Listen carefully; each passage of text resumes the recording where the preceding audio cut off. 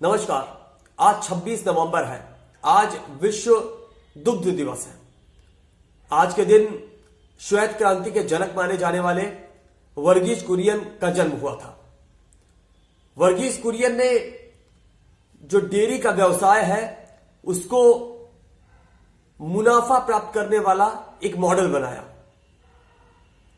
और इस वजह से आज वर्गीज कुरियन को विश्व दुग्ध दिवस के रूप में याद किया जाता है। लेकिन बहुत सी ऐसी बातें उस श्वेत क्रांति से जुड़ी हुई हैं जो बिल्कुल भी अच्छी नहीं है। वर्गीज कुरियन उस समय उनकी बातचीत जो है वो राष्ट्रीय स्वयंसेवक संघ के सरसंघ चालक गोलवलकर जी के साथ हो रही थी, पुरी के शंकराचार्य के साथ हो रही थी। शंकराचार्य और गोलवलकर दोनों चाहते थे कि भारत में गौ हत्या पूरी तरह से रुक जाए, लेकिन वर्गीज कुरियन इसके खिलाफ थे।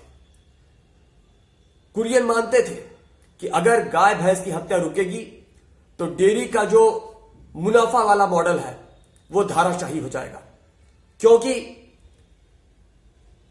किसान अगर अपनी बूढ़ी गायों को, बूढ़ी भैंसों को, उनके नर बच्चों को कसाई को नहीं बेचेगा तो उनको रखकर खिलाने के लिए एक्स्ट्रा लागत लगेगी। दूसरा, अगर किसान उन गायों को, उन भैंसों को कसाई को बेचता है तो उससे एक राशि प्राप्त होती है जिससे किसान नई गाय भैंसे भी खरीद पाता है। तो वर्गीज कुरियन जो है वो डेयरी को मुनाफा वाला एक व्यवसाय बनाने के लिए गाय भैंस की हत्या के हिमायती थे। इसी वजह से गोलवलकर से, शंकराचार्य से उनके भारी मतभेद हुए। ये बातें द इकोनॉमिक टाइम्स के 1 दिसंबर 2018 के एक लेख में, जिसको विक्रम डॉक्टर ने लिखा है, ये बातें प्रकाशित की गई थी। द इकोनॉमिक टाइम्स के हवाले से मैं आपको बताता हूं जो उनमें बातें लिखी हुई हैं कि नेता गौशाला के लिए फंड तो दे सकते हैं, लेकिन असल में इतनी जमीनें नहीं हैं कि बूढ़ी गायें, बूढ़ी भैंसे, उनके नर बच्चों को भी रखा जा सके, इतना चारा नहीं है कि उनको खिलाया जा सके। और इसलिए गांव में भैंसों को, उनके पड़वों को कसाई को लोग बेचते हैं, गौवंश को लोग छोड़ देते हैं क्योंकि उनको रख के खिलाने का सामर्थ्य नहीं होता है। एक गाय, एक भैंस का उसके जीवन काल में 7 से 10 बच्चा किसान पैदा करवाता है, जिसमें से आधे नर होते हैं। तो उन सभी 7 से 10 बच्चों को रखकर पूरे जीवन खिलाने का सामर्थ्य किसी किसान का नहीं है। तो नतीजा यही होता है कि भैंसें सारी कसाई को बेची जाती हैं, गौवंश भी कुछ हद तक कसाई के पास जाते हैं और बाकी गौवंश छुट्टा छोड़ दिए जाते हैं और वे भी मरते हैं।